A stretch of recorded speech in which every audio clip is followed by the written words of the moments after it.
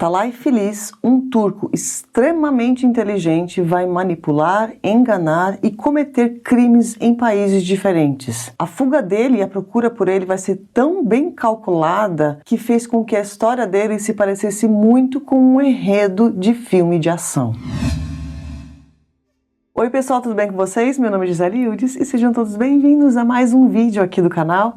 Bom, hoje eu vou contar para vocês então um caso que aconteceu aqui na Turquia, onde eu moro, e esse caso não foi pesquisado por mim, tá? Foi a minha amiga Andy que pesquisou, e ela também tem um canal aqui no YouTube. No canal dela tem uma playlist que se chama Café na Caverna, onde ela conta casos que aconteceram com turistas em diversos países. Dá uma passadinha lá e se inscreve lá também, porque toda semana a Andy posta vídeos novos para vocês, tá? Então hoje eu vou contar para vocês a história do Atalay Filiz. Ele nasceu no dia 2 de junho de 1986 na Turquia, em uma família de classe média alta, e ele tinha somente uma irmã. O pai do Atalay foi piloto da aeronáutica por muitos anos e depois de se aposentar, ele foi trabalhar como piloto da Turkish Airlines, que é a maior companhia aérea da Turquia. Então o pai dele era bem sucedido e ele deu tudo do melhor para o filho e para a filha também. O Atalay estudou nos melhores colégios e ele sempre orgulhou o pai, porque ele era um excelente aluno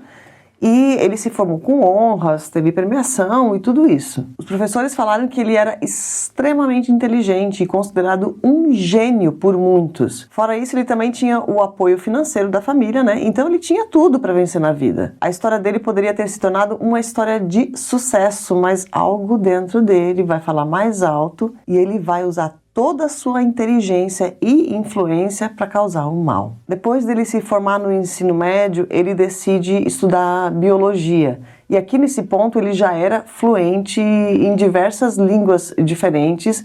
Então, talvez até por esse motivo, também porque a família dele tinha muita grana e tal, né? Ele decidiu fazer a faculdade na França. Então, em 2006, ele entra para a Universidade de Paris. Ele estava com 20 anos nessa época. E depois de 2 anos estudando lá em Paris, em 2008, ele conhece uma mulher chamada Olga Seregina. A Olga nasceu no dia 22 de maio de 1985 em Novosibirsk. Então, ela era russa, né? E ela também estava fazendo intercâmbio lá na França. Ela estudava língua e literatura francesa na Universidade de Sorbonne. Bom, e logo depois, então, que eles se conhecem ali, eles tinham muitas coisas em comum, é claro, né? Então, depois de um tempo, os dois começam a namorar, mas depois de alguns meses e tal, a Olga acaba tendo que sair lá de Paris, e ela vai embora, e os dois continuam esse namoro online.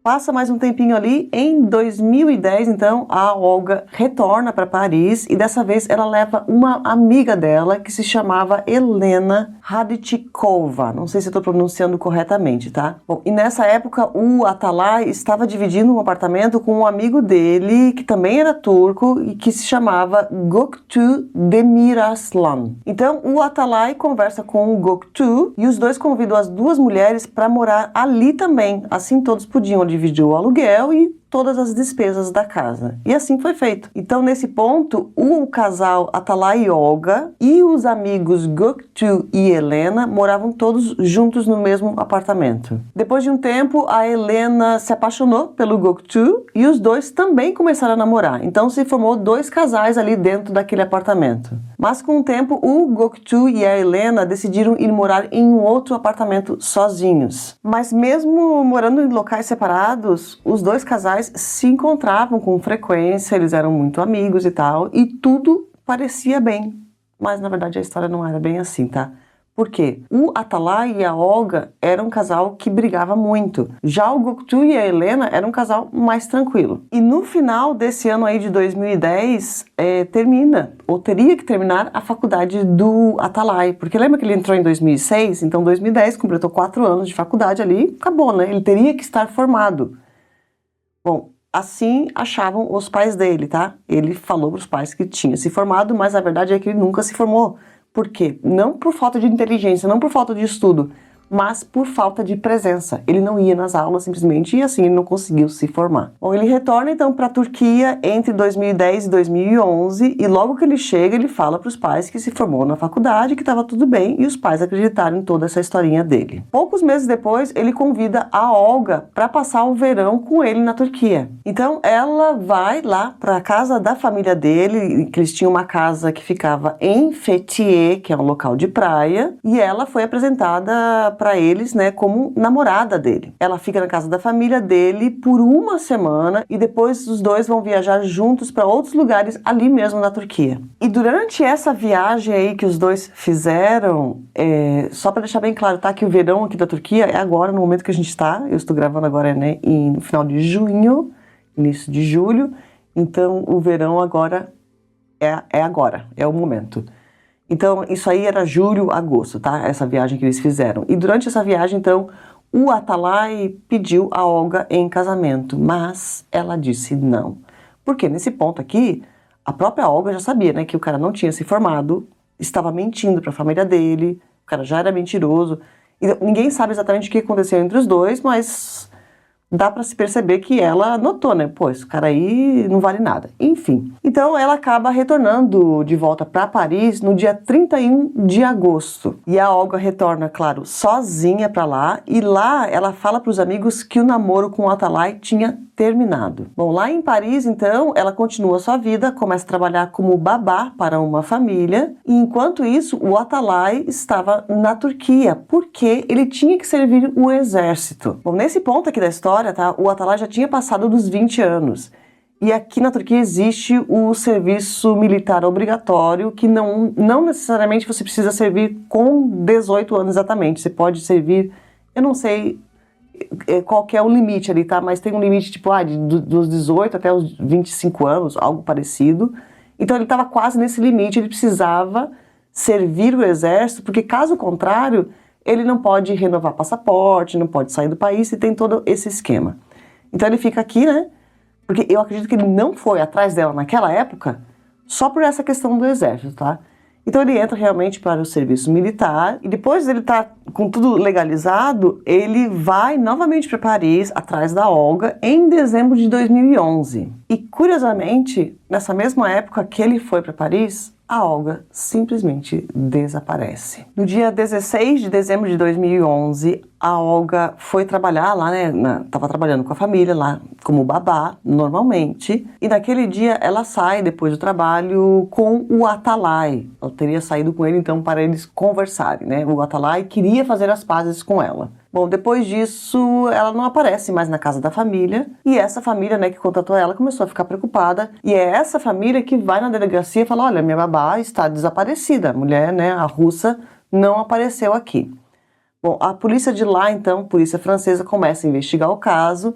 E eles descobrem que o telefone da Olga foi desligado no dia 17 de dezembro, que foi um dia depois dela se encontrar com o Atalay. Então eles vão procurar por ele, mas nesse ponto ele já tinha retornado para a Turquia. Bom, a família da Olga conta que a polícia francesa não deu muita atenção ao caso, porque era uma jovem russa que desapareceu na França depois de um encontro com um turco. Então a família dela também pede ajuda às autoridades russas, mas parece que não teve um esforço da polícia de lá também, por uma questão burocrática e geográfica e política também, né? Tem todo esse esquema aqui que a gente já conhece. Ao mesmo tempo, os amigos e familiares dela criaram uma página nas redes sociais para divulgar o caso, mas vão passar anos e o caso acaba esfriando e mesmo todo mundo sabendo que o Atalay poderia ser o culpado, não haviam provas e não havia um corpo. E enquanto tudo isso estava acontecendo, os amigos, colegas de apartamento lá, o Göktuğ e a Helena, continuavam juntos. E eles cortaram a amizade com o Atalay, porque os dois tinham certeza que ele tinha feito sim alguma coisa com a Olga. E em 2013, o Göktuğ e a Helena,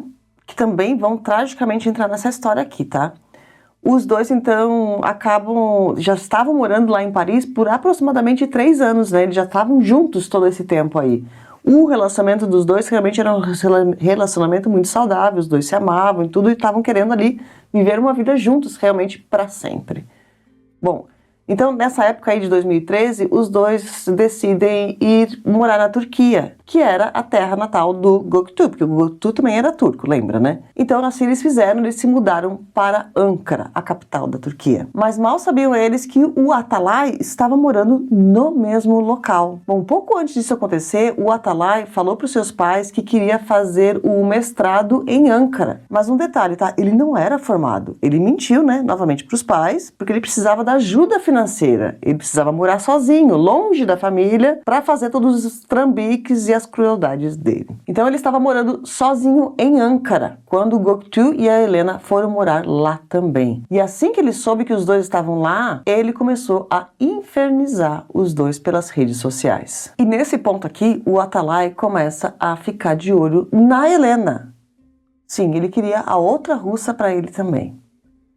Bom, ele até fala nas redes sociais para Helena que o Göktuğ estava traindo ela e que ele tinha um vídeo do Göktuğ beijando outra mulher nessa traição aí e tal, que ele queria mostrar o vídeo para ela, então que era para eles se encontrarem.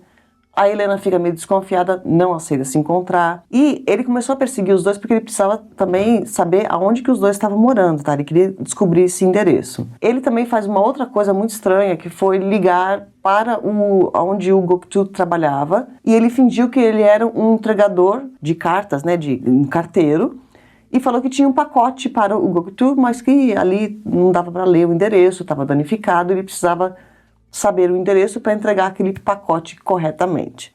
O Göktuğ, que não era burro nem nada, né?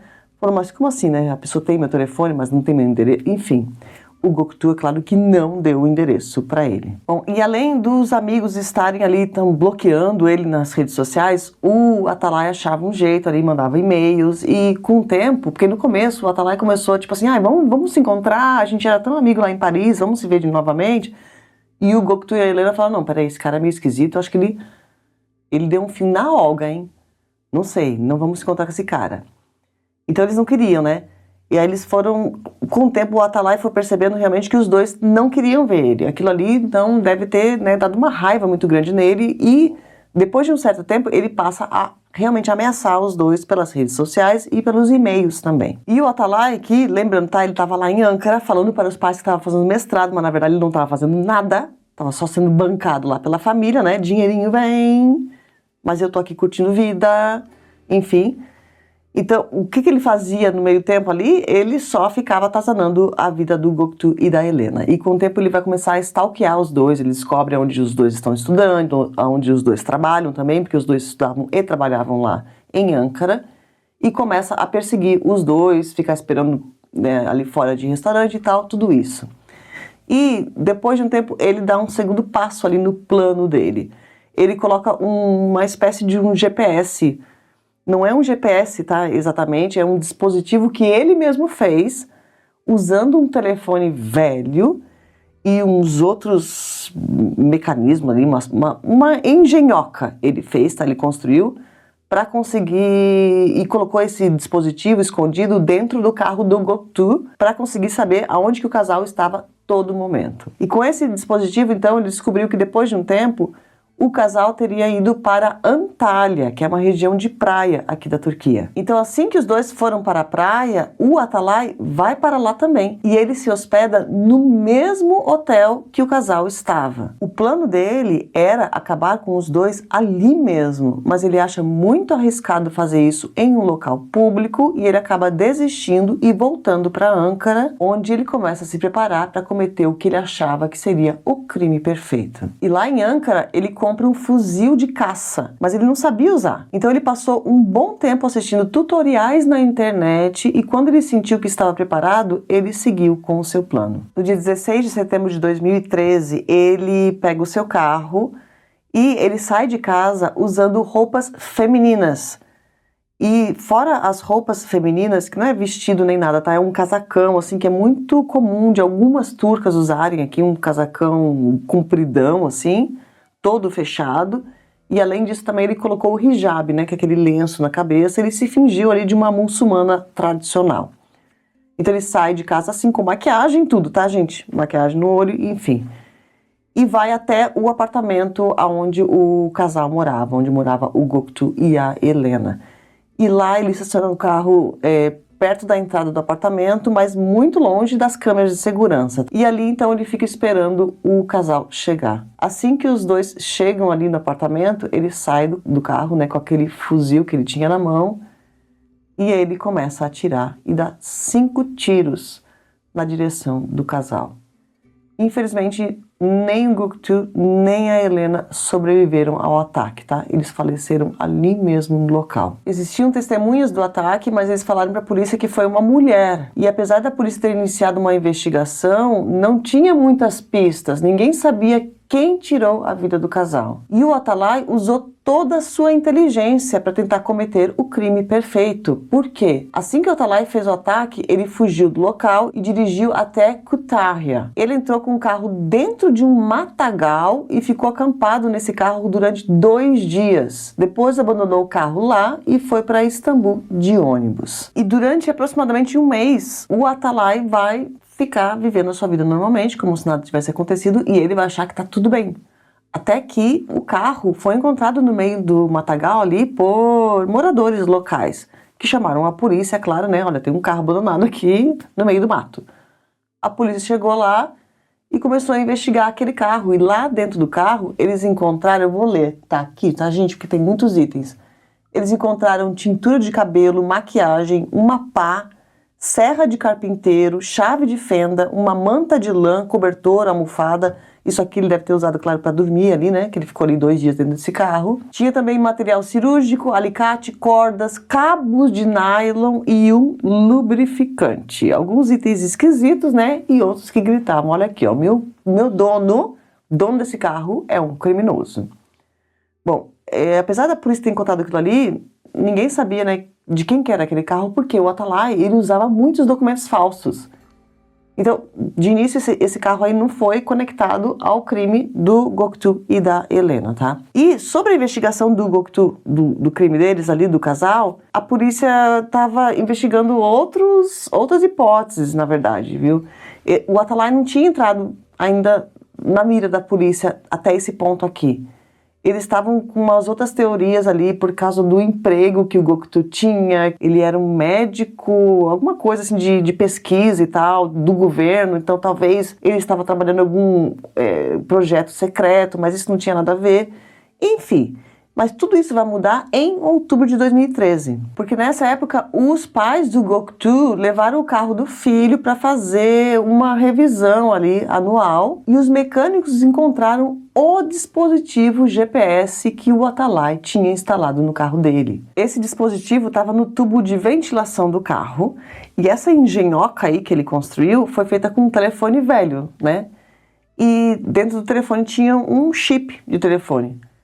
E aqui foi o erro do Atalay, né? Não tão inteligente assim esse homem, viu? Porque esse chip aí, ele estava ali todo documentado, tudo certinho, estava realmente no nome do Atalay. E foi assim, então, que a polícia chegou nele. Então, no dia 31 de outubro de 2013, foi emitido ali um mandado de prisão, né, para o Atalay.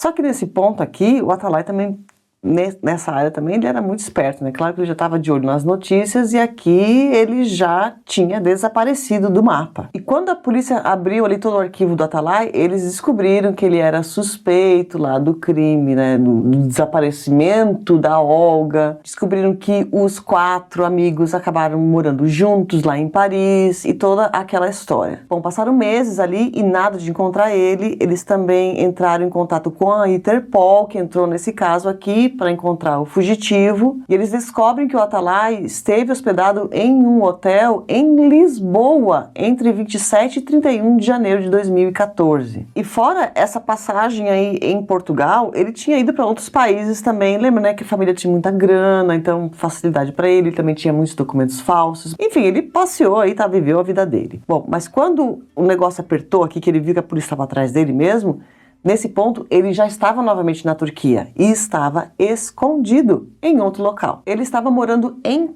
Tuzla. E agora voltando aqui um pouquinho na história, tá? Nessa época aí que ele se escondeu em Tuzla, o que aconteceu é que ele foi realmente acolhido por outra família lá que nem sabia quem que era o Atalay. Bom, quando ele chega em Tuzla, então, ele vai em uma cafeteria e essa cafeteria pertencia a uma família, né? Tinha, então, o marido e tinha a mulher, que é a mais importante aqui da história, na verdade, infelizmente. Ela se chamava Fatma Kayakçı. Além dela ter a cafeteria ali com o marido, ela também era professora. Ela tinha 2 filhos, uma filha de 7 anos e um filho de 13 anos. Uma mulher muito do bem, muito acolhedora, sabe? E quando o Atalay chegou lá, ele vai conversar então com o casal e ele fala que ele se chama Furkan Altan. Então ele dá ali um outro nome para essa família, fala que ele era órfão, que não tinha dinheiro nenhum, que ele precisava de emprego. Então esse casal aí, ele se compadece, né, com ali a situação do Atalay, que nessa época já estava se chamando Furkan, e eles aceitam dar um emprego para ele sem perceber que ele era um fugitivo, porque o Atalay, é claro que usou uma identidade falsa ali que ele tinha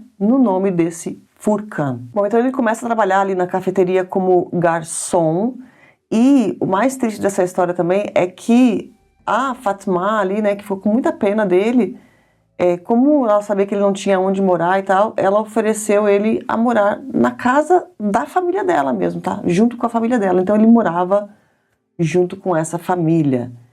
E naquela época que tudo aconteceu, isso aqui ele vai ficar anos, tá? Morando com essa família aqui. E eles não desconfiavam, né? Que ele era um fugitivo, obviamente. Mas depois de tudo, da casa cair, então, os próprios funcionários ali da cafeteria e, né, os sobreviventes falaram que, olha, era estranho mesmo, porque ele sempre passava longe das câmeras de segurança da cafeteria, ele usava rotas diferentes para ir lá da casa do casal, né, até o trabalho e para sair lá do trabalho também, rotas alternativas. Além disso também, ele nunca conversava com os turistas, e depois eles ficaram sabendo que ele era fluente, né, em diversas outras línguas, então ele poderia ter conversado ali. Então ele ficou ali num low profile. Até o dia 27 de maio de 2016, que a história de todo mundo ali vai mudar para sempre.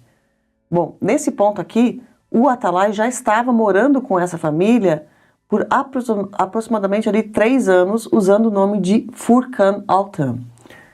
E nesse dia aí, 27 de maio, então, a Fatma estava dando uma organização ali na casa, em caixas antigas e tal, e ela achou uma caixa que ela achou que fosse dela e pegou aquela caixa para olhar. Quando ela abre a caixa, ela encontra os verdadeiros documentos do Atalay, no nome dele ali, né? Atalay, feliz, tudo isso certinho.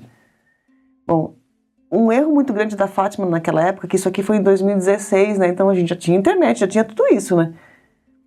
Ela poderia ter pesquisado, né, sobre o nome do Atalay. Se ela colocasse na internet, ela ia saber de todo esse histórico aqui, né, dessa fuga, dele ser um fugitivo, dele estar sendo procurado não só na Turquia, mas fora da Turquia também, pela Interpol. E talvez pelo histórico ali da própria Fatma, né, que era uma pessoa que todo mundo falou que era de muito bom coração, sabe, de ajudar os outros e tal. Talvez ela foi também ingênua e achou que confiava nele totalmente. Bom, enfim. Então, ela estava ali em casa, sozinha em casa, tá? O marido estava fora e os filhos estavam na escola. E quando o Atalay acordou, ela pegou e olhou para ele e falou assim, ela quis fazer uma brincadeira com ele. Ela olhou para ele e falou, bom dia, Atalay, chamou ele do nome verdadeiro, né? E aí, como é que você tá? Ele, na hora, ali ficou desesperado, ele não sabia que ela não sabia de todo o histórico dele, né, que ela só tinha visto ali um documento numa caixa. Então naquele ponto o Atalay achou que ela soubesse de tudo e ele pegou uma faca que estava ali perto e atacou a Fatma. Foram 11 golpes que ela recebeu nas costas, no peito, no queixo e no joelho. E depois de cometer o crime, ele coloca ela dentro de um saco plástico, dentro de uma mala e tal, e ele leva ela num outro terreno baldio que tinha ali perto da casa, que ficava aproximadamente 500 metros da casa, e abandona ali o corpo da Fátima nesse terreno e foge do local. Bom, chega ali perto do meio-dia, era o horário que a Fátima tinha que buscar os filhos na escola para levar para casa, para almoçar e depois retornar para a escola novamente, que é assim como funcionam as escolas públicas daqui, né? Então chega nesse horário e ela não vai buscar nenhum dos dois filhos dela. E a escola então fica preocupada, é claro, né, que a Fátima nunca tinha feito uma coisa dessa, abandonar simplesmente os filhos, e chamaram a polícia.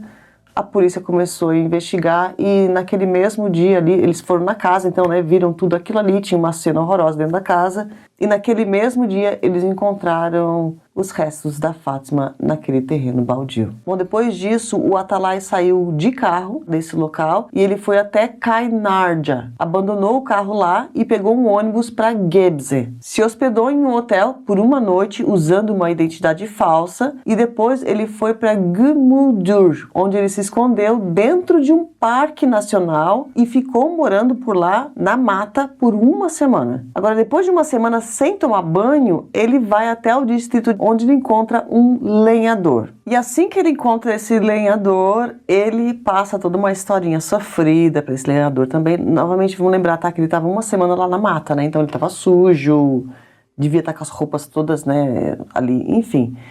E ele fala pro lenhador que, olha, ele era muito pobre, não tinha dinheiro, precisava de um lugar para ficar e tal. O lenhador morava com a família dele e ficou meio assim, falou, não vou colocar esse cara estranho aqui dentro da minha casa, né? Olha, ele foi mais esperto ainda do que, infelizmente, a Fátima. Bom, e o lenhador falou, não, mas o meu cunhado tem uma casa mobiliada, tudo que tá vazia, então você pode ficar lá.